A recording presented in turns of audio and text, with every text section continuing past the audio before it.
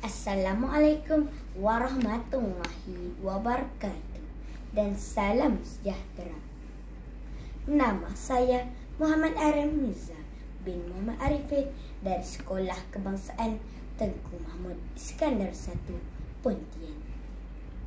Hari ini saya ingin berkongsi tentang satu isu yang membimbangkan, iaitu bahaya rokok dan vape.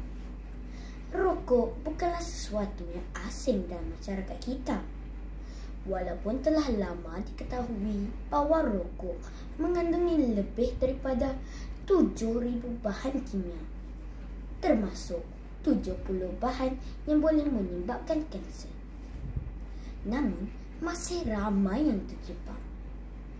Antara kesan merokok termasuklah kanser paru-paru, penyakit jantung dan stroke. Malah, asap rokok juga membahayakan orang di sekeliling, terutamanya kanak-kanak dan wanita hamil. Kini, muncul pula satu strain baru, iaitu penggunaan vape. Ramai yang beranggapan vape lebih selamat daripada rokok. Tetapi itu sebenarnya satu tanggapan yang salah. Cecair vape mengandung nikotin, bahan kimia perisa dan pelarut yang boleh merosakkan paru-paru. Kajian telah menunjukkan bahawa vape boleh menyebabkan keradangan paru-paru, masalah pernafasan dan ketagihan nikotin yang serius, terutamanya dalam kalangan remaja. Lebih membimbangkan, bentuk vape yang moden dan bau perisanya yang manis menyebabkan ia mudah menarik minat golongan muda.